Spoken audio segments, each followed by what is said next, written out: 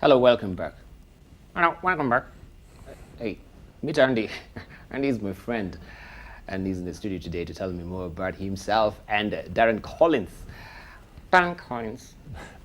Darren Collins is a renowned family entertainer who specializes in educational skills assembly programs and is in the country to develop a live puppet and magic show that can be performed by Kenyans in order to assist in HIV prevention and education.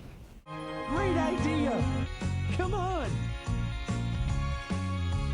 Can you hear a sound that comes each year? Can you hear it? This Christmas.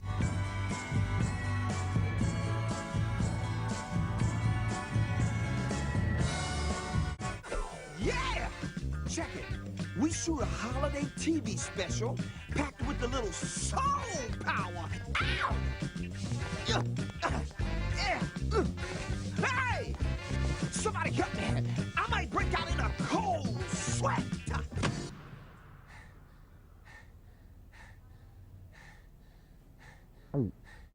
Puppets to Kenya. Well, Andy, were you there in that clip? Yes, I was actually there.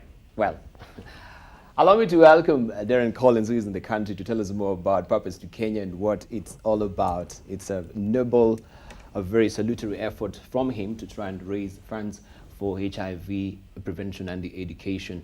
He calls it edutainment. Darren, Pleasure to karibu meet you. sana. Thank you. Have you learned any smattering of Swahili right now? Karibu sana, asante. Sawa jambo, sawa. I Sawa think- sawa. Yeah, I've been here a very short time. Right. Okay, now you've got something for us before we go on with the interview. Yeah, I thought we would start off with something that would sort of wake up your viewers, get them excited for the day. Some juggling act. Well, you know, everyone has to juggle their life from time to time, and they have their car, their kids, their family, their work. I juggle things that make that seem simple. Okay. Would you like to see? Right. Okay. Take it away. I went to Naku Mart just yesterday, and I picked up. Are you all right? Are you nervous? Shall I be here or shall No, I it's move okay. away? I have never hurt anyone Okay. since the trial. Okay. I'm kidding. We settled that, of course. Okay. Exactly. I'm going to start off with some knife juggling. Here we go. You don't seem impressed. No. Relax. No, no. I'm good. I'm relaxed. You don't. Tell you what. Let's make it better. Let's make it better. I will juggle these knives, but just to make it a little bit more interesting for the viewers at home, Okay. I will juggle these machetes. So, what in the meantime, what will Andy be doing? Andy will be staying close to you. Staying close. Yes. To me. Can you I have? will juggle these machetes while wearing this green headband. While wearing this headband, I will juggle these. Did you think it's hot in here? I keep the sweat out of my eyes. It's better Okay. for TV. All right. Okay. 1, 2, 3. This is where everyone in the studio claps their hands, right here. Here we go. Oh, yeah. Stopping is actually the hard part. Yeah. Stopping is Stopping the hardest is- part. Yeah, there's knives in front of my face. Hey, fantastic! Thank you very much. Andy liked it. And while wearing a headband. Yes. Impressive. Congratulations. Thank you. Now tell me, why are you in the country? I'm in the country because it has been my career for the last 15 years to use entertainment like puppets, juggling, magic tricks, and use them to communicate clear messages for education. Generally speaking, puppets are used for ABCs and 1, 2, 3s. Magic and juggling is used for entertainment. But you will notice that if anyone calls in today or anyone watches the film today, everyone was paying attention very closely while these knives are in the air. You also had very close attention. And I use that attention to educate people. I think that's the most important thing to do. When you have a visual art form that gets so much attention, why not use it for more than entertainment, but also education? So that's my specialty. In the USA, I go around the country and I do school assembly programs. Right. We can talk about drugs, we can talk about testing, we can talk about health and that sort of thing at schools. And by using these visual art forms, it's sort of a no-brainer. Kids watch, they listen, and they retain the information because it's so visual. So about 10 years ago, I was invited to go to Cambodia for the first time. And there was a scientist there who was developing water purification techniques. And with these techniques, he had developed something that was groundbreaking. People across the world were using this special technique of purifying water using ceramic water filters. But he had a problem. The problem was the people were not educated well enough to understand what to do with the clean water. They would use dirty buckets to gather the clean water or whatever, and so they had no understanding of germ theory or of waterborne illness. So in spite of the fact that the scientists developed the best purification technique, there was a lack of education. But he said, you know what we could use? In these developing world countries, storytelling techniques are very, very powerful ways of education. I need puppets. So he invited me over, and together we developed a 35-minute school program that basically taught waterborne illness and taught about germ theory, and eventually went out to teach about AIDS and swine flu and the bird flu, and these different concepts using magic tricks to illustrate. I could make dirty water turn into clean water in front of the children's eyes, sort of as a visual demonstration to talk about germs which are invisible. But with the puppets telling the story and the magic illustrating the concepts, information retention took place. They went back month after month and did tests, and they found out that the villages and schools that had this education had the greatest health. So the visual art form is wonderful for entertainment, and that's how I fund myself generally, is to do entertaining shows, but my passion is to do education, and that's why I'm here. I met 2 Kenyans in the United States who said, we need your program in Kenya. I have never, ever been to any country uninvited. I've been to 15 different countries, 49 different states, and doing this is my first trip ever where I just said, on faith, I'll buy a ticket, I'll go to Kenya, and I'll see if anyone would like my help. And so that's what I've been doing. Right. So your Fleming passion actually for puppetry began while you're 4 years old.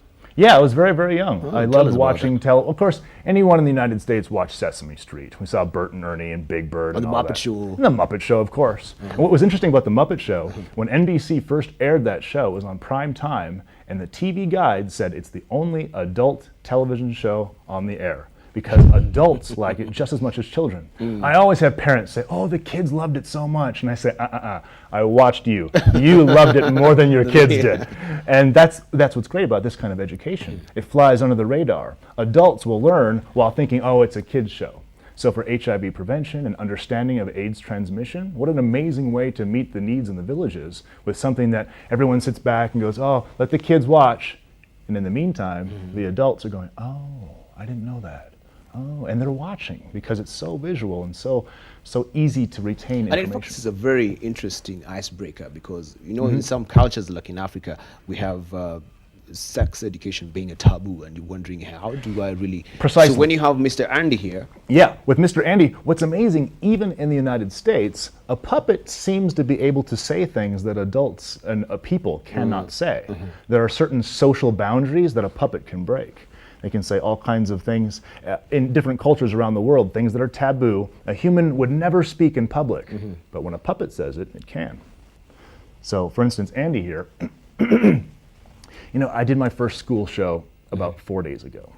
I was invited to go to a school, and I never use a puppet like this. Usually I go behind a stage, or I have 3 or 4 performers, and we do a show together. But I had him with me, and I hadn't planned on using him.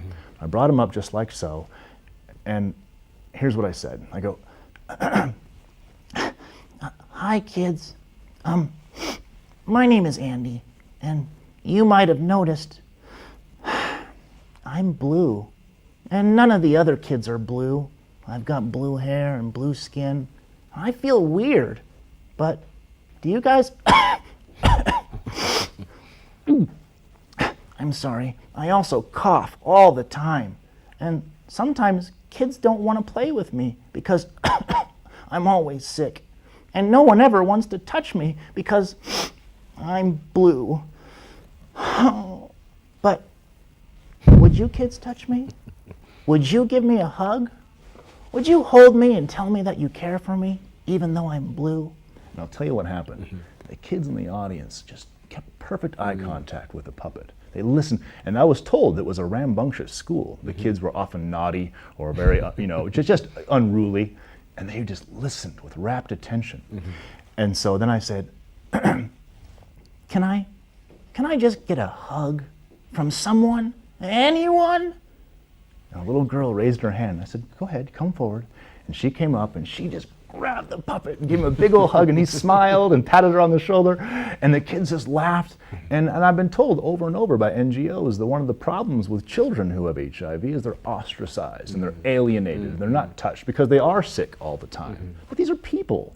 These are people who need that touch. They need to be held. They need to be told that they're okay and that they're worth living. And so when I use this little character to just communicate that message, it was amazing to watch the kids respond. I don't know if they learned a valuable life lesson that day, but I believe as I stay here longer and I learn more from different NGOs what the needs are, I can develop a program that I think will indeed communicate important life messages. Right. So, and a puppet's the thing to do it with. Wrong voice. And the puppet's the thing to do it with, for sure. Thank you. Thank you. Thank you. Oh, Excuse me. the cough. Yes. Oh, So that's Andy. Andy. That's Andy, yeah. right. So, in the country right now, you have your programs in, I think, in phases. Phase 1, you're actually on a fact-finding mission. So far, what are you learning? Well, in any sort of charitable thing, I believe it to be impractical to go in and say, I've got the answer, and start doing things and performing and whatnot. I see a lot of people from different countries go to the developing world and help for a few weeks and then leave. I believe that I don't know the answers to anything, and so what I need to do is simply ask people, what are the things you need to be taught? What sort of needs do you have in terms of education? What sort of difficulties you're coming across, and just learn and learn. And then once I learn all these things, I can teach the locals. I mean, if there's anyone out there who wants to learn this art form or juggling or doing magic or illusions, I'm here to teach because I have to go home eventually. But when I go, I don't want to take everything I've learned with me. I want to be able to communicate it and maybe tutor some people or mentor some people to do what I can do. What I've learned so far is number one, that everyone likes it. There's no one has said, not for me. You know, every NGO I've been to, every church that I've been to, every organization that has education or outreach, they go, wow, this is a great thing. So that's encouraging for me because I didn't know. I came here on faith entirely, and what I've learned, of course, is grim. You know, it's very difficult. Some of the superstition that revolves around HIV transmission and some of the untruths. I don't know how dark we want to be this morning, but it's troubling to hear some of the falsehoods that are out there. And also, what I'm learning is that people are very hesitant in the rural areas and even in the city to go seek medical treatment. They're afraid of the bad news, if there would be bad news, or they don't think they have a problem, or maybe they have TB or something else that will go away. And what I'm hearing is that the medical community is just having a hard time getting people in the doors so they can get the drugs that are necessary or get the testing that is necessary.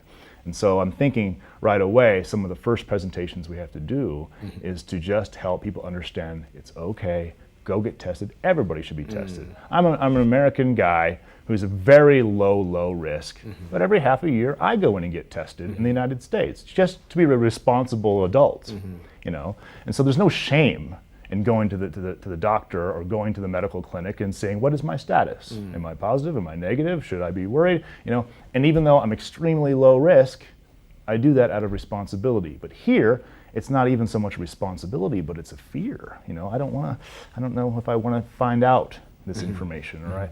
Or they just don't think they need to be responsible. Right. I know also you've been on lookout to learn some of our accents, and you find an interesting accent. We know Kenya, we have so many tribes. So which one have you picked so far? There is a Luo. When it comes to the accents, well, that's part of the project. Is when I develop this program, it will be pre-recorded. So any 3 Kenyans will be able to go behind the stage with a puppet and push play on a recorder, and it will play the soundtrack out loud, so they don't have to have their own professional voices. Which means I will have to record this in different accents, possibly, and maybe different dialects of Swahili as well. Can I give you an idea? We have You can. so many. I have American ears, and so I don't hear the different accents as well as you do. There's one here called ahead. Luo, and I know one of our crew here is Luo. He will bear me witness if I'm doing it right. All right. Darren, Yes. your name is Darren. Sure. Darren Collins. I call it Darren Collins. All right. My name is Makotoyo. Makotoyo Makotoyo from Kisumu City. from Sim City. Yeah, Kisumu City is in the western part of this country. Okay. Yes. Also, there is so much HIV prevalence. Yeah, largely in that place. Have you been to Kisumu City yet? No, I've only been to Nairobi, Ngong, Karen, Kiambu, and Nakuru. On Nakuru. Yes. Right. Darren, tell me then. You also did some alternative house projects, I think. Yeah. Yeah, interesting. That also gave you afforded you an opportunity to appear on the TED Talks in Dallas.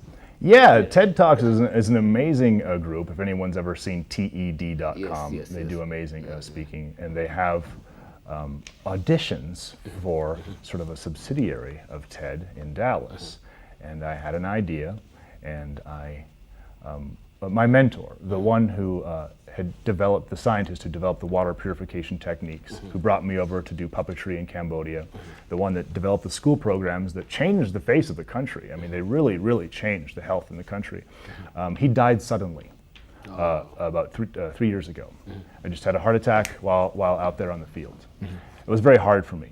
And just before he died, he had called me and said, Darren, I'm thinking of a solution for refugee and displaced people groups. We have food programs, we have education programs, we have toilet programs, we have programs for distribution of all kinds of things, but what we don't have is a solid cure for housing. It's a very difficult aspect of refugee or displaced people. A lot of times they're in tents or tarps or very uncomfortable situations. There's not a good solution. And he said, I want to work on that next. And then he died. And so being a close friend and being sort of his student, I thought, okay, this is where my mind needs to go next. It's not my expertise. This is my expertise, but I don't think you have to be an expert in order to accomplish something in this world. True. I think you just have to have the passion to do it. And so I took some time off from all of my activities and started to go and learn about different housing techniques, very unusual ones, building domes, building houses out of trash or old used tires and that sort of thing. Very unusual techniques, and so I traveled around the world just to build these things. And I went to the TED organization and auditioned and said, I have an idea, because that's what it is, but ideas worth sharing. And I presented that, and they were very, very happy with it. And so I got invited to another TED Talk, and this time it was about education in general. And just as a lark, just a thing, I grabbed Andy and I pulled him up in the middle of my presentation. It wasn't supposed to happen, and I said, I would like to go to Africa to use my skills to talk about HIV. And immediately I made contacts, people who said, I work for the CDC, oh, I can help you here, I can help you there. And so immediately I got encouragement, and through that networking, now I'm here. Right, Darren. We're given to understand we have callers who are on the line. That we have to Callers? engage. Yes. Oh, Hello. wow. Good morning. Hello, good morning. Morning. Morning to you. How are you?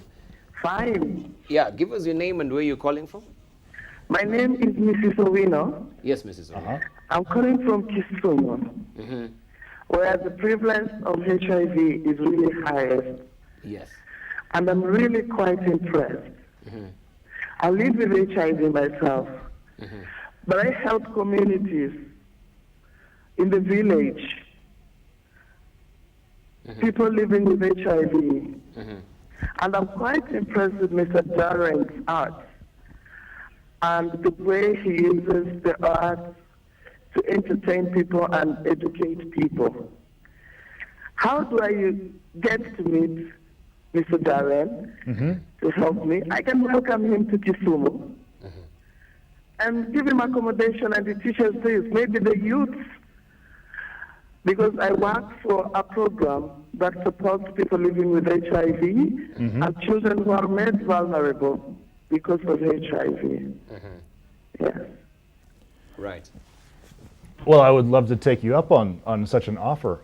The information on how to contact me can be found on my website. My name is Darren Collins. It's darrencollins.net. It's DarrenCollins.net. And there's a link you can click on Kenya. And that has, bookmark that, because I will have upcoming dates. I will be training people to do what I do. and I'll also be wanting to meet with NGOs in addition to doing live shows here in Kenya, just so I can make my way. So if you go to darrencollins.net and click on Kenya, you can contact me, and I would love to meet with you, especially people who are working on the ground there. Right, right. Then again, also you can leave us with your number. Of course, we will get in touch with you. Yes, please. And we can connect you to Darren. Then we'll see how it goes from there. Another caller on the line. Hello, good morning. Hello, Giba, Hello. how are you? I'm good, thanks. How are you? I'm fine. This is Beth Wawero from Deliverance Church Umoja. Ah, Hi. Beth. I know that. I'm watching this, Uh-huh. and I'm glad to see you do it, even as you try it out also. I was at Well, now- Deliverance Church on Sunday. Because of the children's ministry, I'm wondering how our teachers can be trained, and also maybe having a church setup, kind of. Absolutely. And hello? Yes. Yeah, we can get you, Beth. Yes. Yeah, the teachers and also the entertainment to the children. Yes. Right, thank you. Thank you, Beth. Beth, I've actually already done one workshop at Deliverance Church out by the junction, and I'll be teaching again on Sunday and on Saturday. So if you contact the House of Bread, which I think is one of their main campuses, I'll be working with them throughout the next few weeks. And so training is available for you, Beth, and I'll be glad to do that. Just a matter of contacting me. Once again, darrencollins.net, and click on Kenya. You'll see my training schedule. You need to bookmark that because things are changing every day. Check it again, and you'll see the schedule. Well, train puppeteers to do exactly this. Right, right. Thank you, Beth. Another call on the line. Hello, good morning. Hey, good morning. Morning to you. How are you? Hi. I'm good. How are you? Good. We're fine. My name is Esther. Yes, Esther. Hi, Esther. I'm calling from Madare slums. And I work with children in the slums. I was wondering if I could get to invite Darren to come and talk to them. For sure. Sure. Yeah, Absolutely. Yes, that can be arranged, Esther. Uh-huh. Yeah, we'll just leave us with your details on how we can get in touch with you. Make sure you leave your number so that we can call you up and connect you to Darren. Okay, my number is 07. Don't give it on air. Yeah, Just leave that it would be not with good. with our director there. We'll call you back. Thank you. Well, right, Darren. We've got a lot of callers, of course, really asking you questions. Yeah. Let's move on with the interview and ask you the phase 2 of this Yeah. project, of course. Yeah. As you said, you're seeking to work with NGOs and churches, and of course, we're seeing callers who are actually working with children in the church. They're very, very interested. So what do you really have up your collective sleeves as far as that program is concerned for the NGOs and the churches right now? What I have up my sleeve right now is training, because the program that I develop will require Kenyans who are able to do puppetry and able to do these sort of demonstrations. It doesn't take that much time. I do a 3.5-hour workshop that will give them everything they need to know in order to do it. Once I have trained, because the people in the churches, of course, they can use the training that I give them to do the outreach that they're already doing with the children or with the youth. So it sort of already fits into their program. So once they have that skill, I work with the NGOs to learn exactly what needs to be developed in terms of curriculum. When I finish the curriculum, that's when it begins to be distributed to the different churches and different NGOs who've taken my training. So the first step is training, getting people who are able to do the work that I can do. And then the second step is actually developing the curriculum to put into their hands. Right. Let's talk about some of the lessons that you're offering. Of course, Sure. I think Andy will come in handy here. Yeah, Andy over Andy. Thank you. And you talk of the puppet skill action. Puppet skill action is the first lesson that you'll actually be teaching these people. Is it how is the puppet skill action? You talk of the mouth action, lip syncing, eye contact. Can you show us? You've with done your here? research. Yes. Thank you. Yeah, we'll call them 5 basic techniques. In order to basic to make a puppet look good, he needs a couple things. First, he needs to lip sync. Hi, my name is Andy. You see how he talked in time with the words? He didn't go, "Hi, my name is Andy." That's random. That's wrong. Or like a badly dubbed movie. You've seen those before. Yes, Sure. yes, yeah. Out in the streets, they sell them, right? So it has to be lip synchronization. Second of all is the mouth action. I need to drop the jaw and not flip the top. You know, this is very common. People will try to use their fingers instead of their thumb. You got to use your thumb and not your fingers. That way, he looks realistic, just like that. His mouth moves down, not up. Okay? So that's number 2. Number 3 is eye contact. Eye contact. And you'll, if I can get him, let's see, where's the camera here? There. There. To look right at the camera, to look right at the audience. For you, even for you, you'll see that his eye contact is essential. I can see the whites. Yeah, absolutely.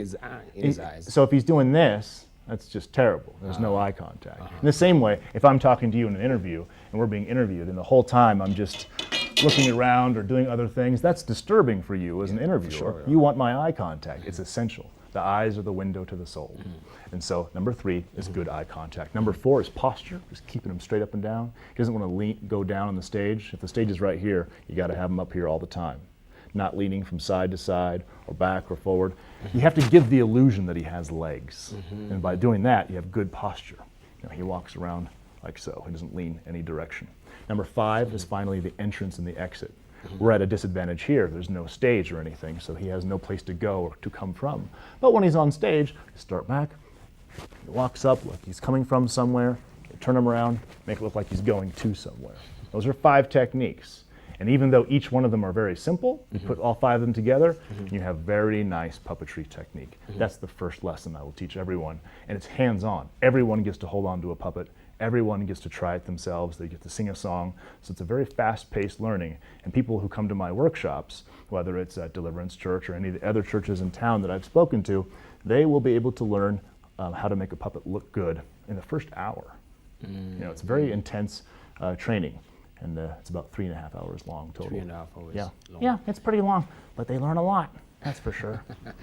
The solo puppetry skills also? This Yeah. is the solo? Or Well, this is just one puppet. This is one puppet. In the shows that I will develop for the HIV education, just like the waterborne illness shows that I've done in the past, it'll be a team of puppeteers. So they can do a story, an interaction between 2 and 3 puppeteers who go through trials and tribulations, have life lessons learned. That is a group or puppet troupe sort of thing. But teachers who are working by themselves, who do not have the advantage of having multiple puppeteers, well, they can use one puppet. And there's different techniques for just using one, because the stage is different, and working by yourself with no support is a little more difficult. So that's a secondary class that I teach towards the end of the 3.5-hour workshop. Tell me then, where are you planning to have this workshop? And do you have any particular dates? Of course, now. Yeah, for sure. And how long are you in the country then? Because we have so many counties here. And I know. Yes. I know. Actually, I was scheduled to go back to the United States on Saturday, but I had so many people who were interested, I decided to extend my stay. I don't know how I'm going to afford it, but I am here for the next 2 months. And during that time, I've already scheduled workshops with, I think it was Beth who called from a Deliverance Church, one of their head churches. I'll be working there on Saturday and on Sunday. And I don't know if that one's invited for the public, but if you guys check out my website at darrencollins.net, you will see where I will have public workshops where anyone can attend. Right now, it's been ministry specific. One group has invited me, I go in and teach them. But I would like to open it up for everyone, for the general public, if they'd like to learn. But this is just only one face of you. Oh, You're yes. a comedian as well. Yeah, I mean, Yeah? I have to A make a living. puppeteer. I have to make a living. You So know? you do a family comedy, you do Yeah, it for the yeah. corporates. So Yeah. can we see this other side of you? Sure, sure. I Or mean, the fly like this? Yeah, let's do something fun. Here, here, on the fly. Let me show you something kind of cool. This is I went and bought these ropes at Naku Mart. Am I too tall? Am I okay? Let me show you this. You'll like this. This is just a portion, something I might do in my show. But when you go to Naku Mart and you go buy fabric, you can't just grab it. They have to cut it for you. Do you understand? You've been to that section of that department? Yes. They also have decorative rope that goes around the fabric to make draperies or whatever. So I go to the person and I say, I need 3 ropes. I need a long one, okay, and I need this is true, okay, and I need a middle-sized one and a short one. And I said, but if you have some tape, put some tape on the end so it doesn't fray out. Oh, okay. So the lady, she cut them for me. Then they put them into a bag and they write down the code, and then you buy it at the front register, right? So she started to put in the code, and I said, wait, before you put them in the bag, let me just make sure you cut them properly. She goes, oh no, it's good. And I said, well, let me look. Because, and this is where like I'm a magician, so I just talk, it doesn't make any sense. I say, well, they line up okay. They look good on the ends. That doesn't mean anything, okay? But it's a way to distract them with my voice while I'm doing this move here. Check this out. I say, they line up just fine, but maybe you were helping someone else or you weren't paying attention to your work, but to me, it looks like all three of them are the same size. She said, no way. I said, no, this one's perfect. It's exactly what I wanted. But the second one is like exactly the same size, and the third one is the same size as that. So, and then she fainted. No, I'm kidding. That part's not true. She said, how is that possible? I said, well, you don't know this, but at this particular Nakamart, the distributor sent you magic rope, which is not true. And she's like, no way. I said, no, really. Here, I'll put them back in the bag, okay? Here, now, you take them out. And she took out one, and it was short. She took out a second, and it was middle size. And finally, a long one, just like that. 1, 2, 3. So in my stage show, I do. You can clap your hands. No. I'm not a wizard. I've already been accused of witchcraft one time. So, you're witchcraft. No, it's a skill. It's a skill. Interesting. But this is the sort of skill that people like to watch, and so I do a 45-minute stand-up comedy with juggling, like the machetes from earlier, and magic, and just have a good, encouraging time, clean show for families, where everyone can laugh and be amazed and get encouragement. That's how I make my So, are living. you an illusionist as well? Yeah, you call it an illusionist. Sure. So, is it now? Does it have anything to do with spiritualism, the illusionism? No, and this It's just the sleight of hands. It's and always stuff. a sleight of hands. The greatest magicians in the world have traveled all over the world trying to find someone who actually has magical powers, and no one has ever found them. Every witch doctor, every psychic, everyone who speaks to the dead, all the magicians go, oh, I know that trick. They're doing a trick. It's a deception. And then, well, here, let me show you. Would you like to see a deception? I'll show you one of the most powerful deceptions ever developed. It's very small, very simple. If you can see the table here, I'm going to lay down 3 cards: a star, triangle, and a circle, just like so. Let's get them just like that. We'll spread them out so they can see real well on the television. Now, Debal, what I'd like you to do is choose one of these in your mind. Don't say it out loud. Don't tell the people at home. Just choose it in your mind. Just choose one. Okay. Have you? Yes. Now, I see that you're already looking at me, which is good. But I can tell, I already know which one you're thinking of. Okay? Would you like to change your mind? Should I? It's up to you. It's No, freedom of choice. No. Let me Freedom just- of choice. Yeah, I'm not fecal. You're not fickle. Okay. So you're going to stick with it? Yes. Okay. So here's the problem. Suppose there was a square there. I could say, oh, you picked the square. And then as the host of this show, you could say, no, I didn't. And then I would fail. So let's prove it. What I'd like you to do is take this magic wand here. You'll have to set down your things. Take this magic wand here in your left hand, please. My left hand. Yes. And then go ahead and reach over in front of me and everyone. Tap on the card that you have chosen. Just tap on it. Let us all see. Sounds strange, but go ahead. Let's go. Okay. The circle? Circle. The circle. I knew it. How did you know that? Well, you seem skeptical. Do you not believe me? It's But he uncomfortable. just instructed me to go and Yeah. tap the card. So you actually saw what I did. Right. But I can prove to you that I knew. Prove it to me then. Take a closer look at your magic wand.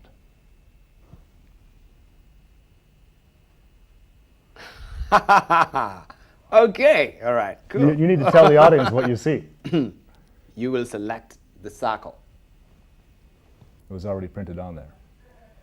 No, this is spooky. I know it's spooky. And I know you're uncomfortable. Let me tell you something. I'm not going to tell you how this deception is done. There's 3 parts to it. I'll tell you 2 of them. This is one of the most powerful deceptions ever developed. Politicians use it, statisticians use it, economics people use it, philosophers use it, and religious men use it. And it's a deception. There is no way I know. I couldn't have known, but I can deceive you into thinking that I knew by doing this demonstration. It's strange, isn't it? But it's just a deception. For instance, right away, you're the host. You're the most powerful man in the room. Everyone knows you. Nobody knows me. You're in charge. But right away, I said, you're looking at my eyes, right? And I said, well, that's good. But I know what you're thinking. Do you want to change your mind? That was a power move on my part. I have no authority here, but I made you a little bit uncomfortable by saying, oh, I already know. You're nothing, you know. So it made you a little bit like sit back a little bit. So that's one technique, just to make you feel uncomfortable. Second of all, when you reach with your right hand, that's comfortable. It's normal for you. And I made you change. I said, use your left hand. So it also set you off balance, so you're uncomfortable. These two things are very important aspects of deception. I made myself more powerful, and I made you uncomfortable in any way that I could. Now, the actual deception and how that works, I won't tell you the actual mechanics behind it, because it's a secret, and it's a trade secret.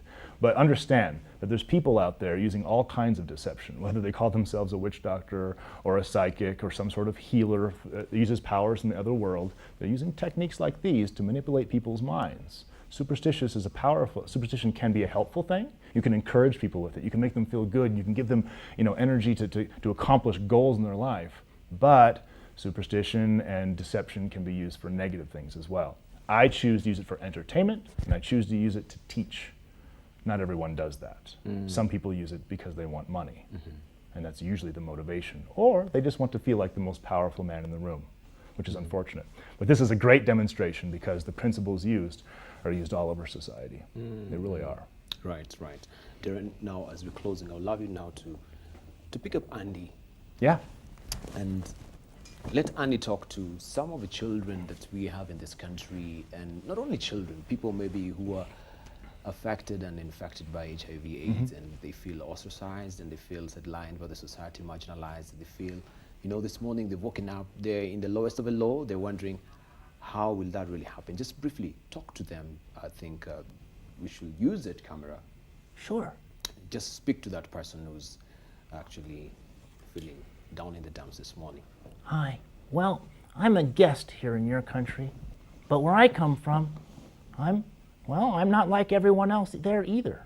I'm blue, and I cough all the time, and I'm not like the other puppets. Sometimes people call me names. Sometimes people kick me, and they say that I'm no good. But you know what? My friend Darren here likes me, and DeBall does too. And the thing is, it doesn't matter what other people think. Oh, sure, sometimes it hurts. Sometimes it doesn't feel good to be sick. But people are people, no matter how big or small, or wide or skinny, or good looking or not so good looking. There's all kinds of people. And yep, even though you may feel different, you have to believe, just believe deep down inside that you're valuable and important. And when the Bible says that God loves all the little children, he doesn't mean just some of them or not all of them. No. He loves everyone, and that includes you. Be encouraged. I don't even have any legs, but I'm still valuable, and I'm still important. And by golly, you should be too. You, right there, if you're sick, not feeling well, maybe you're sad, please give yourself a big hug. Wrap your hands around yourself and say, I love me.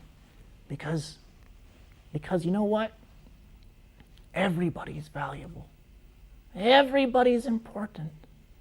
And each and every person is special, deep down inside. Maybe I'm special because I'm blue. Maybe I'm special because I'm puppet.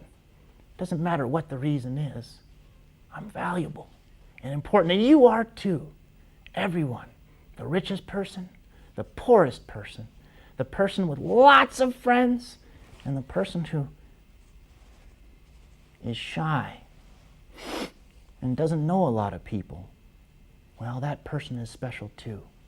And maybe that person is you, right there. That's okay. Because you know what? Even though I'm blue and I always cough, I'm on TV right now. Wow! Can you believe it? I mean, me, a blue guy with so many problems. I'm special today I'm special every day. You are too. Thanks for allowing me to come to your country. It sure is special here. It's exciting to be here. Thank you. Thank you, Andy. Thank you, Andy. Pleasure Thank to meet you. Pleasure. Right. Darren, I really do appreciate you coming this morning. Thank you so very much. Hey. And we thank you for your valuable and insight on this and what you're really doing. I think it's very salutary and very noble. Well, Such a I noble gesture. just hope that your viewers can help my cause. And I have a lot of resources available, but I also need resources in order to stay here. Yeah. I think your website should be up momentarily. It's Darren, if you might say it again. Darren. DARRENCOLLINS. Yep, I'll get you there. Thank you so much. .net. Really do appreciate. James Rasiopi says the most difficult thing to do is to make a puppet walk. Oh yeah? Thank you so much. I really appreciate it. My pleasure. Thank you.